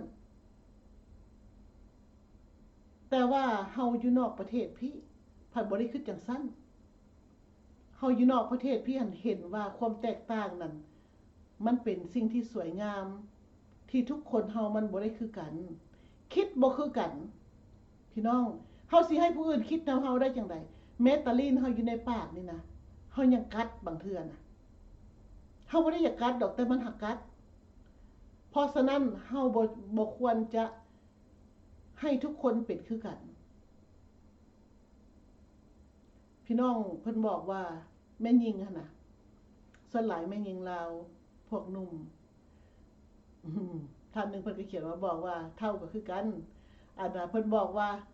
อันเท่ากับหนุ่มหั่นน่ะแม่ยิงโดยเฉพาะเลย1แม่นซื้อของยี่ห้ออันไหนก็อยากได้ของยี่ห้อกระเป๋าก็อยากได้ของยี่ห้อคันบ่ได้ซื้อของแท้ก็ต้องเอาของปลอมมาใส่พี่น้องขน้อยว่าเฮาบ่จำเป็นเด้เฮาต้องอยู่ตามสภาพของเฮาเป็นจริงเฮาต้องยอมรับสภาพของเฮาเองเฮาเป็นจังไดให้เฮายอมรับตัวสิ่งสภาพของนั้นและเฮาจะอยู่เย็นเป็นสุขเฮาบ่ต้องแล่นนำยี่ห้อดอกยี่ห้อบ่ได้ให้พาเฮามีอยู่มีกินถ้าเฮาสิไปแล่นนำยี่ห้อน่ะคือท่านเพิ่นเขียนมาบอกว่าเดี๋ยวนี้กระเป๋า Chanel Louis Vuitton อยู่ในประเทศลาวนี่เป็นอันนิยมชมชอบของสังคมไฮโซว่าซั่นคำว่าไฮโซนี่ก็คือสิมันมาจาก High Society อันคำว่า High Society นี่นะพี่น้องคนธรรมดานะบ่ควรเอามาใช้เพราะว่าอันนั้นมันเฉพาะคนที่หั่งมีเป็นดีมหาเศรษฐีใช้อันคำว่า High Society นะอันเฮาคนธรรมดาสามัญนี่ก็บ่จำเป็นดอกอันนี้ว่าพื้นพี่น้องลาวอยู่ในประเทศเพราะว่าค่าครองชีพมันสูงอยู่ในประเทศลาวนั้นและรายรับรายได้มันน้อยมันเลยบ่เหมาะสมกันมันต่างกันคนกับอยู่นอกประเทศพี่น้องคนลาวอยู่นอกประเทศมันเทียบเท่ากับซาวอเมริกันคือประเทศสหรัฐอเมริกานี่เขาเจ้าซื้ออย่างก็ได้ซื้อ Chanel ก็ได้ซื้อ Louis Vuitton ก็ได้เพราะว่าเงินที่พี่มันสูงรายได้มันสูงรายจ่ายมันน้อยและเขาเจ้าก็มีเงินเหลือถุงมีเงินเหลือไส้เหลือรายจ่ายหั่นน่ะเขาเจ้าก็ทอนได้แล้วก็ซื้อเอาอันนั้นของธรรมดาอยู่พี่นั่นบ่ได้ถือว่าโอ้กระเป๋าหลุยเนาะโอ้กระเป๋าอันน่ะ Chanel เนาะบอกบ่ได้ว่าจังซั่นเด้อพี่น้องไผอยากใส่อันใดก็ใส่เพราะว่ามันสิทธิเสรีภาพเท่าเทียมกันและอยู่พี่หั่นน่ะโอกาสหาเงินหั่นทุกบ่อน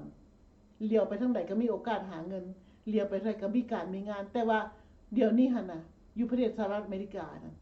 ประกาศเอาคนงานเอาคนเฮ็ดการนั่นน่ะทั่วทุกบ่อนไปสิใดก็เห็นจนว่าบางบริษัทหันจ้าง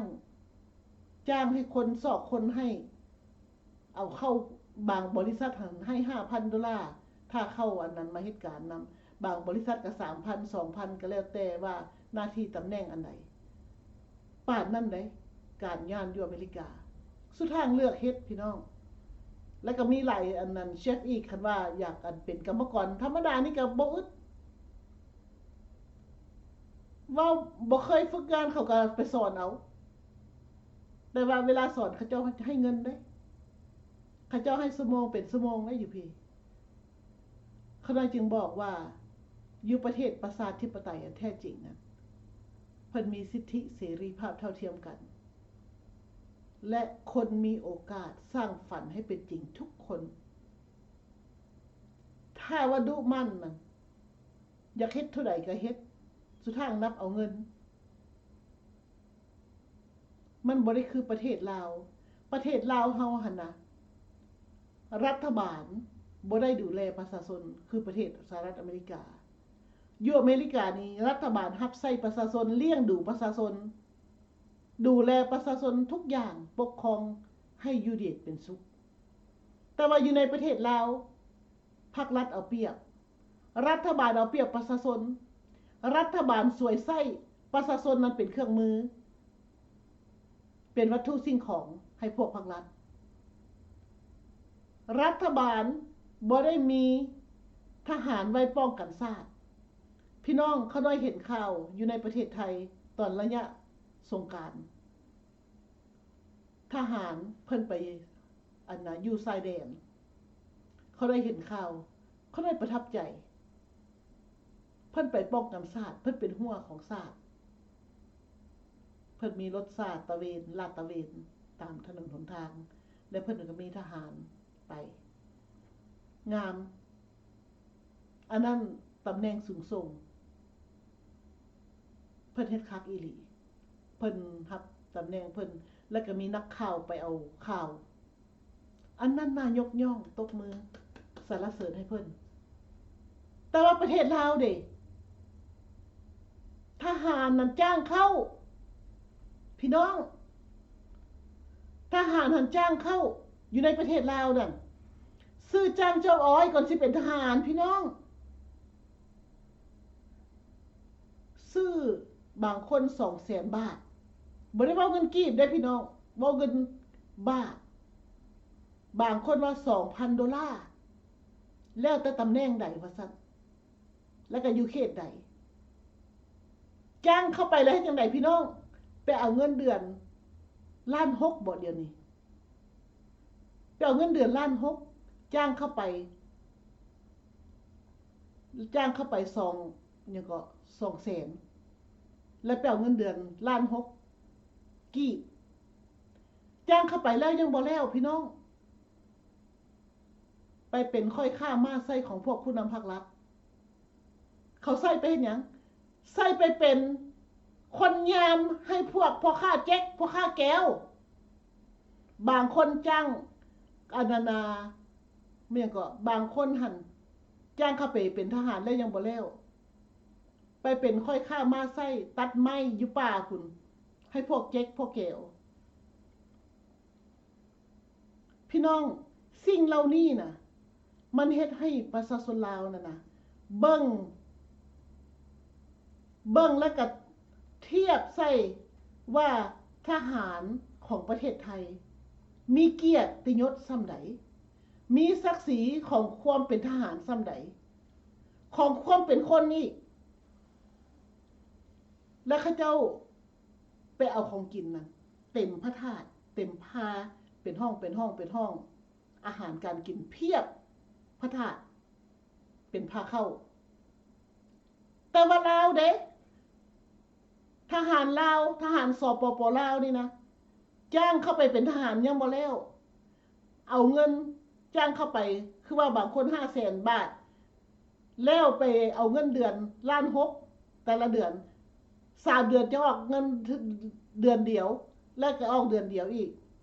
แล้วยังบ่แล้วได้พี่น้องพากันไปกินข้าวอยู่พื้นดินนะบัดนี้ข้าวหั่นญาติกันกินบางบ่อนจ้ำเกลือกับเพชรบางบ่อนจ้ำแจ่วบางบ่อนหั่นจ้ำปลาแดกตอนปลาแดกน้ำใบตองอีกอยู่พื้นดิน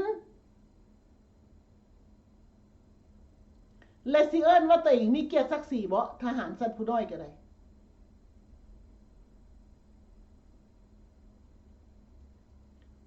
สิ่งเหล่านี้เกิดขึ้นน่ะนะย้อนไผย้อนเฮาเองบ่เบิ่งเฮาเองบ่เป็นตัวเองลูกหลานลาวบ่ต้องคิดดอก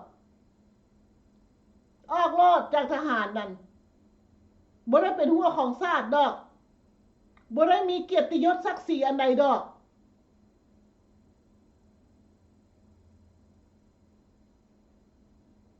สิ่งที่ทหารบ่มีเกียรติที่สุดเลยแม่นอยู่ในประเทศสปป.ลาวนี่แหละในเมื่อประชาชนลาวอยู่ในประเทศอยู่ทุกข์อยู่ยากทุกสิ่งทุกอย่างถูกกำจัดบังคับมีขอบเขตประชาชนลาวนั้นหันใจก็บ่ได้หลายคนก็หันใจป่าจมก็บ่ได้แล้วเฮ็ดจังได๋พี่น้องคือขน้อยเว้าหั่นแหละบ่ต้องท้อถอยให้เป็นคนที่มีสติอยู่กับความเป็นจริงและพยายามศึกษาหำเฮียนเอาความเข้าใจว่าภาคปฏิบัติของภาครัฐปัจจุบันนี้เขาทำลายชาติเขาบ่ได้สร้างชาติเขาทำลายเขาเจาะตับเจาะไตกินของบรรพบุรุษลาวล้านสร้างเขาขุดค้นบ่อแห่เขาเฮ็ดทุกสิ่งทุกอย่างเพื่อทำลายชาติทำลายประชาชนลาวอยู่ในประเทศนั้นเพราะฉะนั้นขน้อยเว้าแล้วก็เว้าอีกว่าฝากความหวังไว้กับพี่น้องลาวอยู่ในประเทศนั้นให้พิจารณาว่าเฮ็ดจังได๋จึงสิปกป้องชาติลาวได้ว่าคนลาวอยู่ในประเทศเฮ็ดจังได๋สิเป็นเจ้าของประเทศอันแท้จริงได้คนลาวอยู่ในประเทศสิเฮ็ดจังได๋เพื่อสิบ่เป็นข้าทาสของพวกผู้นำภาครัฐแบบนี้พระสงฆ์ที่เอิ้นตัวเองว่ามีศีลนักบวชผู้รักษาศีลรักษาแบบใดเฮ็ดจังไดจังสิรักษาศีลได้เฮ็ดจังไดจังสิเป็นที่พึ่งของประชาชนลาวได้ทุกสิ่งทุกอย่างมันต้องพึ่งพาอาศัยซึ่งกันและกันทุกคนต้องได้รับเอาภารกิจนี้ใส่สมองใส่จิตใจของตนเองเพราะว่าภารกิจชาตินี้มันเป็นหน้าที่ของคนลาวทั้งหมดทุกคนบ่เป็นผู้หนึ่งผู้เดียวพี่น้องขน้อยก็เว้าหลายแล้วเนาะมื้อนี้เนาะขน้อยก็ขอให้พี่น้องเข้าใจว่าขน้อยเป็นห่วงชาติลาวเห็นทุกสิ่งทุกอย่างที่เกิดขึ้นนี้ขน้อยก็บ่ได้สบายใจเพราะว่าคนลาวเฮาพี่น้องลาวผู้ที่ทุกข์ยากมันหลายต่อหลายขึ้นนำทุกมื้อและเฮาก็บ่อยากให้เสียคนลาวเฮาอีกต่อไปเพราะว่าพี่น้องลาวจะเป็นอุ่นมามีแต่รอมื้อตายคนลาวผู้ที่ทุกข์ยากอยู่ในชนบทนั้นขาดที่พึ่งที่อาศัยคนหั่งบ่ได้เข้าคุกพี่น้องเลยอยู่ในประเทศลาวนั้นคนทุกข์นั้นบ่ได้มีโอกาสได้เข้าห้องหมอสิห้องให้น้ำตาออกเลือดก็ยังบ่ได้เข้าห้องหมอเพราะฉะนั้นขน้อยขอฝากความหวังไว้กับพี่น้องลาวอยู่ในประเทศและอยู่นอกประเทศทั่วโลกอยากให้มีสิทธิมนุษย์สากลและมีสิทธิเสรีประชาธิปไตยอันแท้จริงอยู่ในแผ่นดินลาวเพราะว่าสิทธิในการปากเว้านี่มันเป็น universal language แล้ว universal rights มันเป็นสิทธิมนุษย์ของสากลแล้วเพราะฉะนั้นพี่น้องลาวอยู่ในประเทศนั้นต้องการที่จะมีสิทธิในการปากเว้าสิทธิของพลเมืองลาว ทุกสิ่งทุกอย่างคำว่าประชาธิปไตยนั้นมาจากการเลือกตั้งของประชาชนทั้งนั้นเลยเพราะฉะนั้นประเทศลาวต้องการเปลี่ยนแปลงเพื่อให้ประชาชนลาวได้อยู่ดีกินดีพร้อมนี้ก็ได้ก็ขอขอบใจนำทุกท่านทุกคนที่เข้าร่วมรายการนำขน้อยมื้อนี้และก็เขาได้ก็ขอพรจากคุณพระพุทธพระธรรมจงนำทางชีวิตให้ทุกท่านทุกคนที่ฮักเสื้อแพงชาติที่ฮักความเป็นธรรม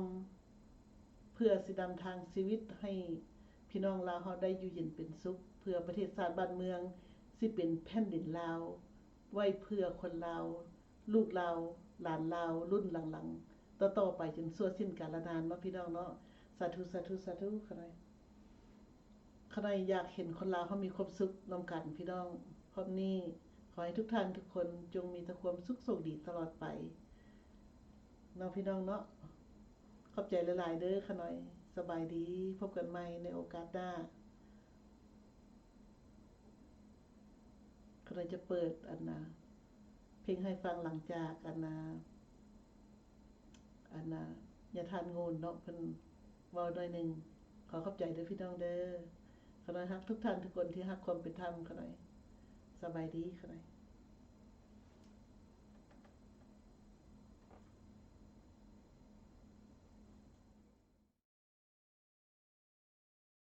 ประเทศใหญ่ของญาติเขาเลยเขายังได้ยังก็ได้ให้เขาเลยประเทศใหญ่ของญาติเขาเลยความคืบเป็นว่าผูกมิตรให้นักแน่นสายสัมพันธ์มิตรภาพพิเศษความบอกงามแต่ว่ามิตรมันเป็นมิตรแท้หรือว่ามิตรเทียมมิตรปอกลอกหรือว่ามิตรอย่างตามอาตมาเบิ่งไปแล้วมันยังเป็นมิตรปอกลอกทั้งภาคเหนือกับมิตรจีนมาคุ้มวัดมันมากกับมาในหน้านักธุรกิจมาเซาดินเจ้าเฮ็ดสวนเฮ็ดโรงงานเฮ็ดอันนั้นเฮ็ดอันนี้มีบางเมืองบางแข่งกันเส้นสัญญากันคักแน่คอยให้เจ้ามาตั้ง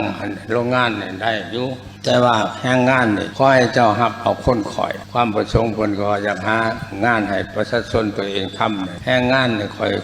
ขอน้ำเจ้าให้เอาประชาชนข่อยวิชาการของเจ้าบาดไม่เฮ็ดแล้วมันบ่ได้หัวชาน้ำซ้ำสัญญามันก็คนเอาแต่ลูกแต่หลานมันได้มาเฮ็ดโดยเฉพาะด้านเศรษฐกิจด้านสังคมเศรษฐกิจนี่อันใดอันของคนลาวเฮาสิออกหน้าออกตาเพราะอวดอ้างประเทศอื่นเวลาแขกต่างดาวท้าวต่างเมืองมาเที่ยวประเทศลาวชื่อของติดไม้ติดมือเมื่อฝากลูกฝากหลานว่าสินค้าลาวไปเบิ่งห้านใดก็มีแต่ของไทยเบิดไปเบิ่งตึกใดก็มีแต่ของไทยของเวียดนามเบิดของลาวเจ้าสบู่ก้อนนึงก็บ่มีตกเป็นขี้ข่าเขาทางด้านเศรษฐกิจเอาพื้นแผ่นดินลาวเพชรตลาดขายของให้เขาเพราะนี่โจมตีเพิ่นบ่แม่นโจมตีเว้าความจริงเพื่อเตือนกันนี่ได้เตือนกันเงินก็แล่นขึ้นกับเขาไปหมดไปสนับสนุนไปเชื่อคนต่างชาติหลายกว่าเชื่อคนตัวเอง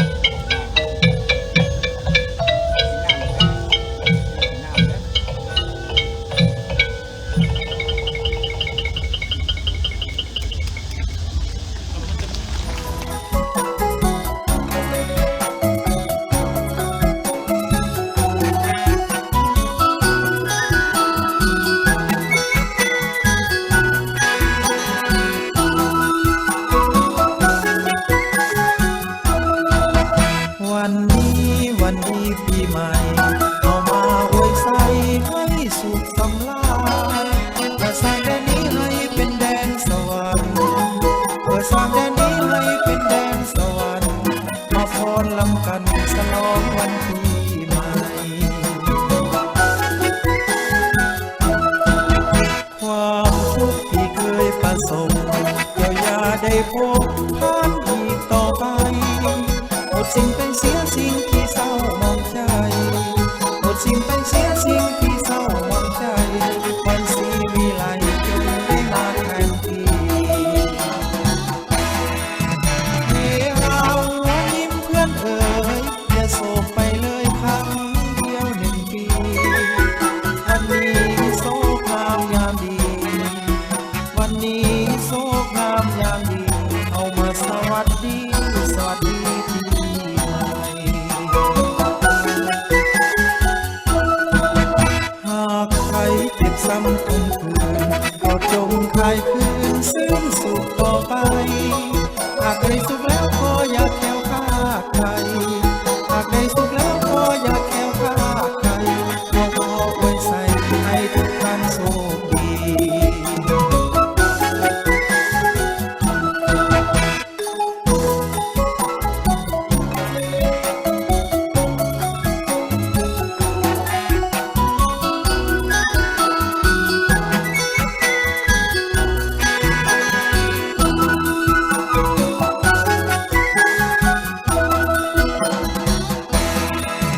ให้เรา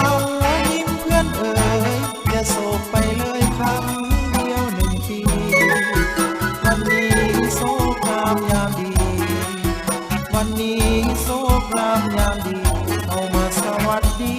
สวัสดีปีใหม่หากใครเจ็บซ้ำคมคืนก็จงคลายคืนซึ่งสุขต่อไปหากได้สุขแล้วก็อย่าแค้วคาดไปหากได้สุขแล้วก็อย่าแค้วคาดไปขอไว้ใส่ให้ทุกท่านโชคดี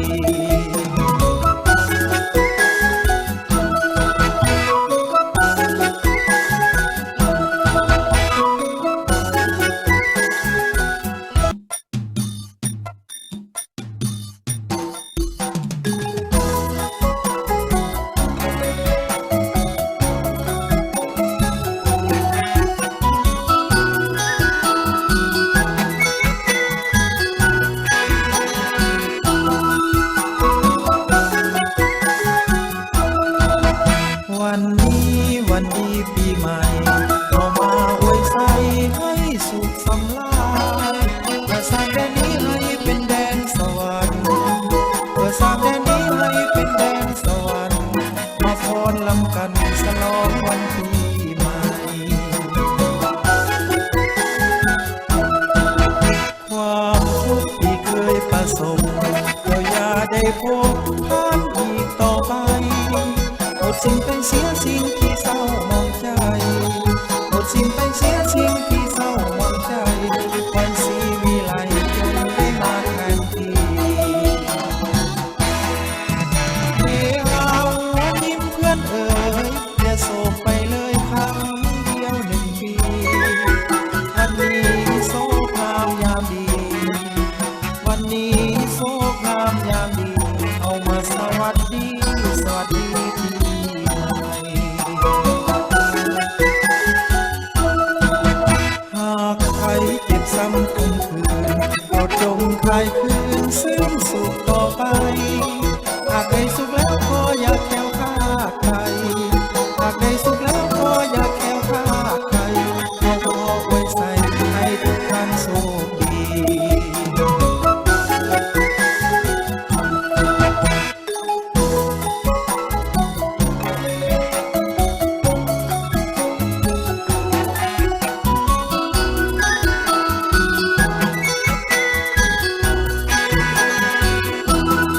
ห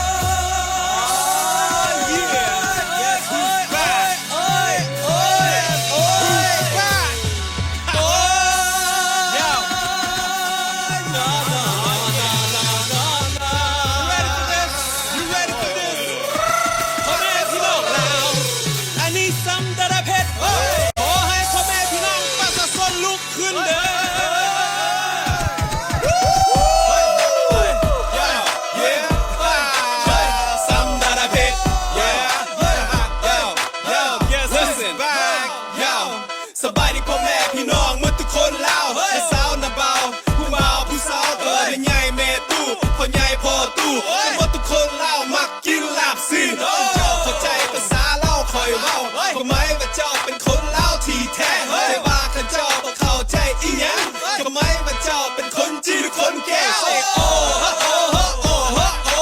oh ha oh ha oh ha oh อันนี้เมืองลาวบ่ได้แม่นเมืองแก้วอันนี้เมืองลาวบ่ได้แม่นเมืองแก้วอันนี้เมืองลาวบ่ได้แม่นเมืองจีนอันนี้เมืองลาวบ่ได้แม่นเมืองจีนท่านเจ้าเข้าใจก็ยกมือให้แน่เจ้าเข้าใจก็ยกมือให้แน่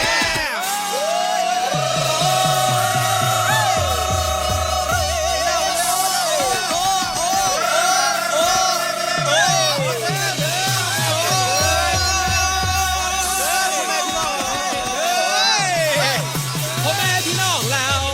ขน้อยมาเกิดโลกมนุษย์นี่เห็นกับตาว่ามีคนเล่ากินเงินกินคำบ่มักปันกันเฮ็ดอิหยังก็บ่ได้เพราะว่ามันเป็นคนเล่าแต่ว่าหัวใจเป็นคนแก้ว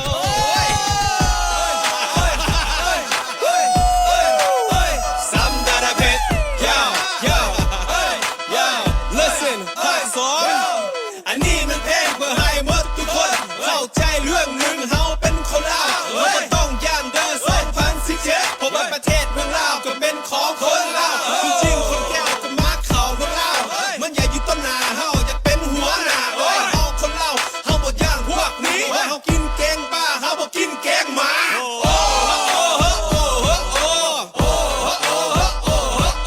คอยเป็นคนลาวคอยบ่เป็นคนจีนคอยเป็นคนลาวคอยบ่เป็นคนจีนคอยเป็นคนลาวคอยบ่เป็นคนแก้วคอยเป็นคนลาวคอยบ่เป็นคนแก้วผู้สาวคนลาวงามกว่าผู้สาวจีนผู้สาวคนลาวงามกว่าผู้สาวจีน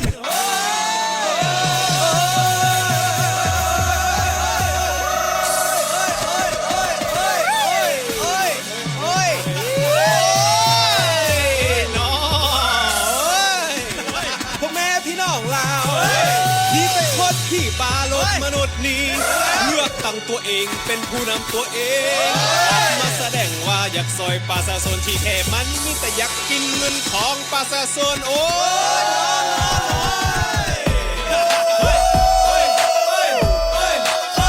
Some that I bet yo yo Sam yo listen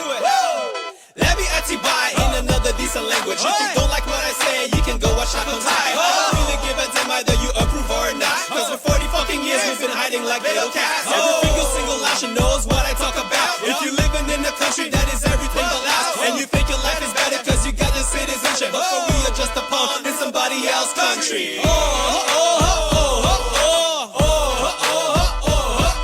เขาเป็นคนลาวเฮาบ่เป็นคนแก้วเขาเป็นคนลาวเฮาบ่เป็นคนแก้วเขาเป็นคนลาวเฮาบ่เป็นคนจีนเขาเป็นคนลาวเฮาบ่เป็นคนจีนถ้าจะเป็นคนลาวยกมือให้แน่ถ้าจะเป็นคนลาวยกมือให้แน่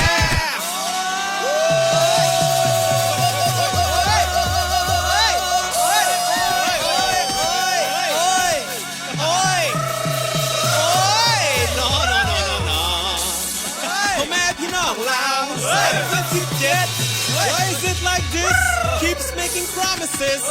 Nothing has been done in 1 year